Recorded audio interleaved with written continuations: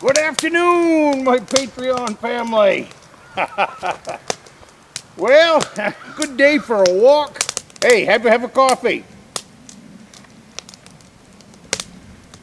We have no snow at all to speak of. Right now we got a patch of snow, and then you got ground, bare ground. So when we're moving into the middle of February right now, sneaking up on the end here real quick. So I don't believe we're going to see much snow this year. But that's not what today's video is about. You guys know from my videos that I like axes. Axes a big role in my life. I was sitting here thinking this morning before I did this video, if I could, how much work it would be to gather up all the axes that I own. And the number's not enormous, but they're spread out all over the place. I have 2 or 3 axes at the Rustic log cabin. I have a couple of axes and mauls, splitting mauls at the Beaver Creek deer camp. And then here in the shop, it would be the easiest place to gather up some axes. But each axe kind of has its own story. None of them I paid a lot of money for. Just like now, I found a couple of used axes last week, and I drove to meet the guy 2 hours from here to purchase them. Well, why would I travel 2 hours? Well, they're kind of special axes. They're not money maker axes and nothing like that, but they're great useful tools. The first one was this one. Now I have one of these axes, but the axe that I have is half the size of this one.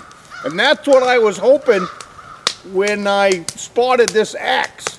It was on Marketplace, and this axe is twice the size of the one I have. What I mean by that is this blade back here is twice the size of the one I have, and so's the weight. And this is a really nice axe. Now, the guy put a brand new handle on it before he sold it. I had been given $20 to me by my father for my birthday. So I took his $20, and the guy wanted $30 for this axe. So I took my father's $20, I added $10 to it, and we purchased this axe. These, especially with the swamps that I have, and the really good for bear hunting and moving ground. It's a fire, I think the actual term for it's an adze. And it's a firefighting axe for fighting forest fires. But in trapping, it's a really good axe because you can use it for moving ground. And this is this is twice the size of the one I've got. This thing is beautiful. It's quite sharp. I still got to clean it up. There's a little bit of rust on it. But I just think it's a nice little axe, and I wanted to add it to my pile. But this wasn't the one I went to get. He just happened to have, he had a half a dozen axes he was selling. And as it got closer to when I could meet him, I asked if he still had it, and he did, so I said, bring it. So that's how we ended up with that one. But the axe that I went to buy, whoops, I dropped my coffee. We can't do that. All right, got my coffee back, so let's have a drink of coffee.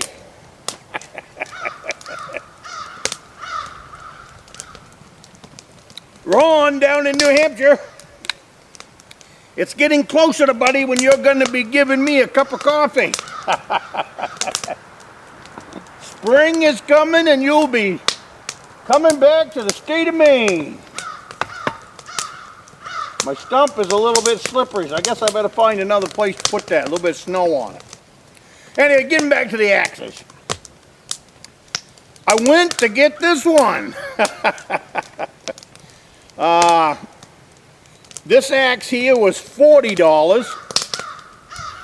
I wanted it because of that right there. Right here. See how big that is? I want this axe for on my snowmobile. I want it for on my snow dog. Anytime that I'm traveling, I wanted an axe that has a hole back there that big. And now this axe got to be cleaned up. It's all rusty, but that's all it is rust. It is quite dull, so I'll be putting a good edge on it. What I wanted this axe for was so that if you break a handle while you're out in the woods, you can get a tree limb in there. You can make yourself a handle for this axe, really simple, when it has that big of a hole in it. So that's why I've been looking for an axe like this.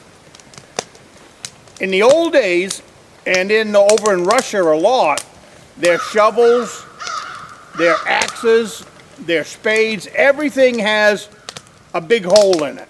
That's the way it's forged.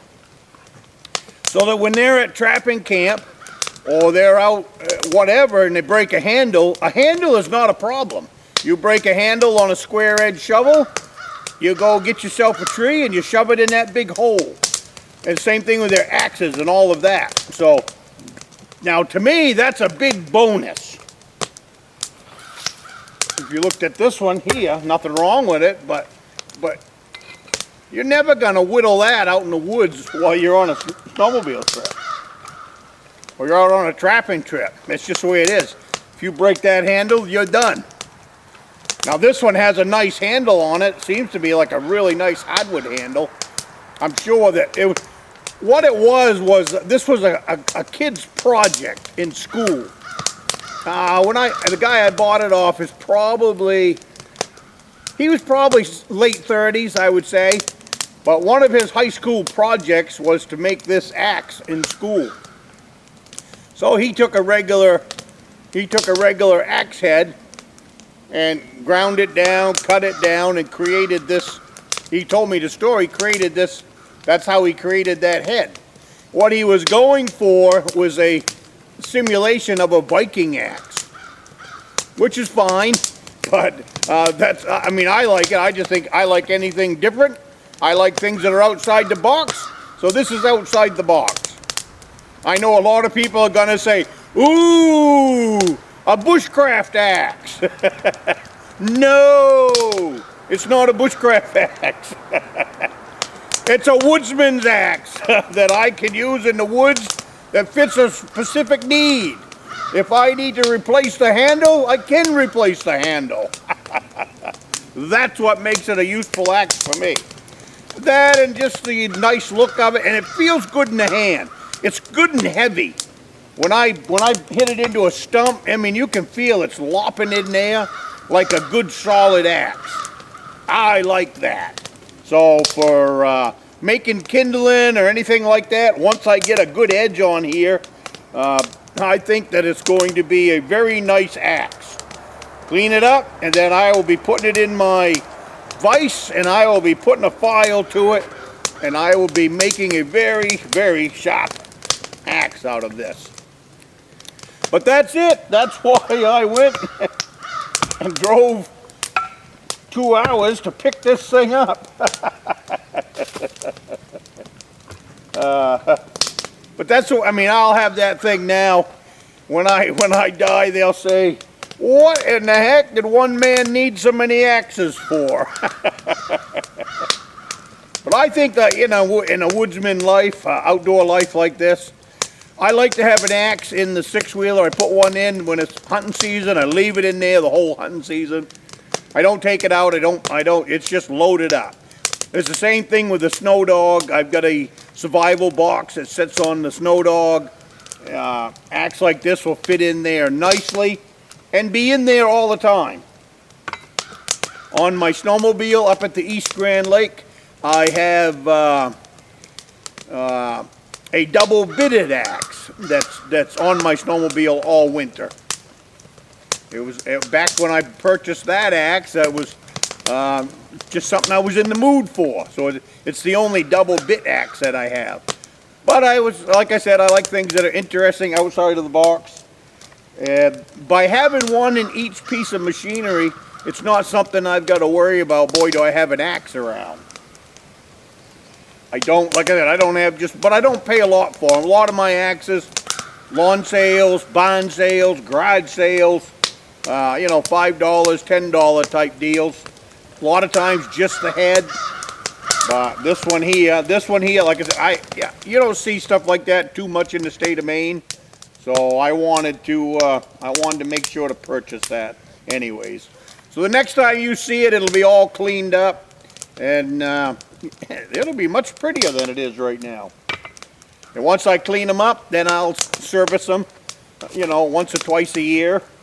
You know, put a good edge on them, keep them oiled up, all of that. And that's what I do with my axes now. So, but hey, I hope you guys are having a great week.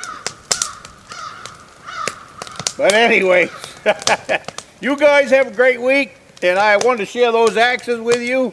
And I will see you next week. And if you disagree with anything in this video, Doug did it. Doug did it.